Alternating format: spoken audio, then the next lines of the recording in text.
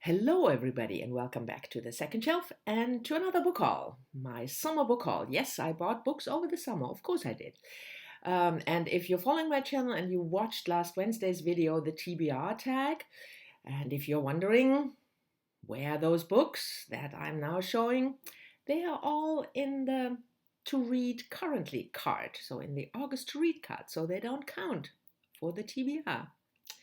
Sometimes you just have to cheat yourself. Makes you feel better. Anyway, the books I bought. And the first one I bought, and the second one and the third, and they are all for this project that I'm doing, Reading the Decade in 2020. And if you are new maybe and you don't know what that means, in 2020 I want to read a fiction and a non-fiction book of each year between the years 2010 and 2019. So books that have made a splash in these 10 years, in each year respectively, of course, that I haven't read, that I have missed. And I'm now in 2015, at least, I'm up to 2015. And for the non-fiction pick of 2015, I chose Negroland, a memoir by Margot Jefferson, published obviously in 2015. Margot Jefferson was born in 1947 in Chicago. She is a writer, and I have never read her. This is my first book by her, and this memoir, Negroland, is about her growing up in Chicago in the 50s and 60s, but in a very specific part of Black Chicago, the affluent community, and what that means and what that meant to her and the pressures that it put on her. And I have been meaning to read this for a very long time, 5 years now. So this is my pick for the non-fiction of Reading the Decade, the year 2015. And yes, pet peeve, sticker printed onto the book. So non-removable sticker. You can see the steam coming out of my ears? Yes, probably. Anyway, the fiction pick for 2015. That's another book that I bought over the summer, and I chose Jill Alexander S. Baum's book, Hausfrau. I don't know how you pronounce that when you speak English, because Hausfrau is a German word and it means housewife. And the book is about Anna, who's in her late 30s. She lives in Switzerland, in Zurich, married to a banker. That's why they live there. So as an expat, he's working for a bank. And she seems to have a good life, but not really. That's what I gathered. It's supposedly the modern Anna Karenina. I think that's probably a bit of a stretch, but anyway, so this is my choice for the fiction 2015 that I missed. If you have read this or Negroland, let me know what you thought. The next book is also, like I said, the third book for this Reading the Decade project for the year 2016. And it's my non-fiction book,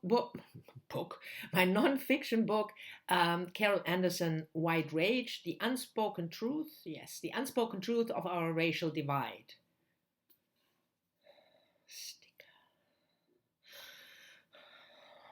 Anyway, I read this book already and it was fantastic, and I wouldn't be surprised if it ended up in the tops of August. Spoiler alert. But anyway, Carol Anderson is an academic, African American studies, and this book explores the racism in the US from the Civil War up to the present, and the laws that were made in order to keep Black people oppressed. You have probably all either heard of this book or read this book, and I will talk more about it in a review. But if you are interested, I Buddyread this with Kathleen from Kathleen Ann, and she reviewed the book already, so I will leave a link to her review, with which I agree completely, down below. So this is the 2016 nonfiction pick. which I read already. Yeah, I know. I don't, you can read 2016 and then you can read 2015. I'm not that obsessed with keeping the right order, right? Next up is another nonfiction book by an author that I'm obsessed with, and that is Rebecca Solnit's memoir, The Far Away Nearby, published in 2013. And no sticker, but this is just as bad. Deep sigh.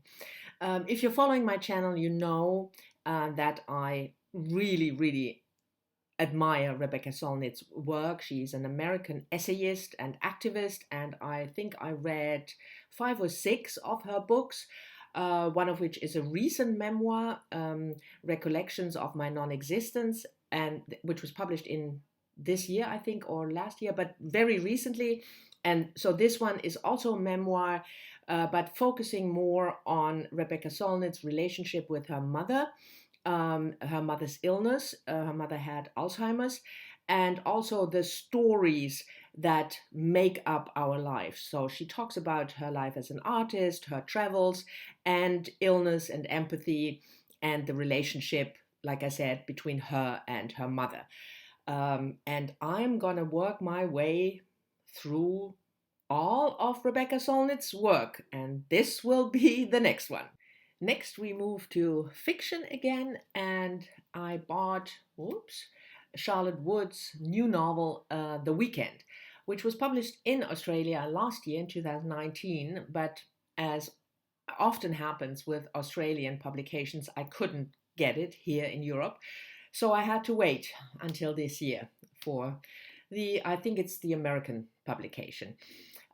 Charlotte Wood is an Australian author, obviously, and I really liked her previous book, The Natural Way of Things. I know, Sean the book maniac, you hated the book, but I loved it. I thought it was brilliant. So when I saw that she had a new book out, I wanted to read it immediately, no matter what the subject. But it's also an interesting topic because it's about a group of 70-something-year-old women. And you don't often have, first of all, female friendship, and second of all, old women in contemporary novels for some reason. Probably because we are not interesting, us oldies. But anyway, so you have a group of 4 women who have been lifelong friends, and then one of them dies, and that plot ensues from there.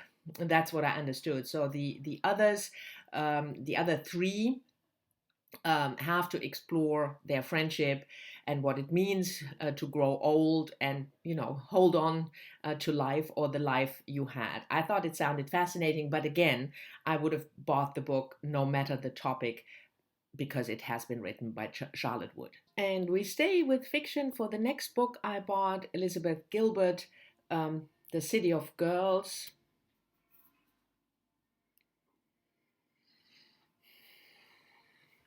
Which was published last year. Elizabeth Gilbert, of course, doesn't need an introduction, and she doesn't need the sticker. She wrote Eat, Pray, Love, among other things, and I always felt that she is underestimated as a novelist. I read a couple of her novels, her very early ones, and later ones, and I think she is a really, really good writer and a really good novelist. So The City of Girls is telling us the story of the life of Vivian Morris. She's now, when the book opens, 95, and she is telling her life in the 1940s, when she was a 19-year-old young woman, just kicked out of college, and she moved to New York, and then she started working as a dancer, a showgirl in a theater. So it's about this world in the 1950s, especially 1940s and 50s, especially the world of the theater, the showgirl. And I watched a couple of interviews with Elizabeth Gilbert, and she talked about the fact that the main reason she wanted to write the book was that she wanted to tell a story about promiscuous women who don't end up, dead or shamed just because they had sex with various men, which I'm on board with that. So City of Girls was one of the books that I had to buy this summer with one of my birthday book vouchers. So here you go. And the last book of this book haul is also fiction, translated fiction, because it is Women in Translation Month, and I had to buy at least one translated work, and I chose a Korean author, Yoon Koe-yoon, The Disaster Tourist, translated from the Korean by Lizzie Bueller. And I featured this book already in my August to be released video, so it is a recent release. The book is about Yona, I think her name is, yes, Yona, and she works for a very special travel agency. This travel agency organizes trips to disaster zones, package deals, as it says here, combining viewing the aftermath of the tsunami with volunteer work. The premise of this book really intrigued me. And like I said, I had to buy at least one translated work. So there you go, The Disaster Tourist by Yoon Ko-yoon. Hopefully I didn't butcher this name too much. And if you're wondering where are all the German books, because I also try to read more German books in 2020, and I got a lot of German books as presents, so I didn't have to buy them. Anyway, this was my summer book haul. Thank you very much for watching. I hope you've enjoyed it, and I hope you're still all safe and healthy. I'm looking forward, as always, to your comments, and I did catch up on answering my comments. Very proud of myself, and I'll see you all soon in the next one.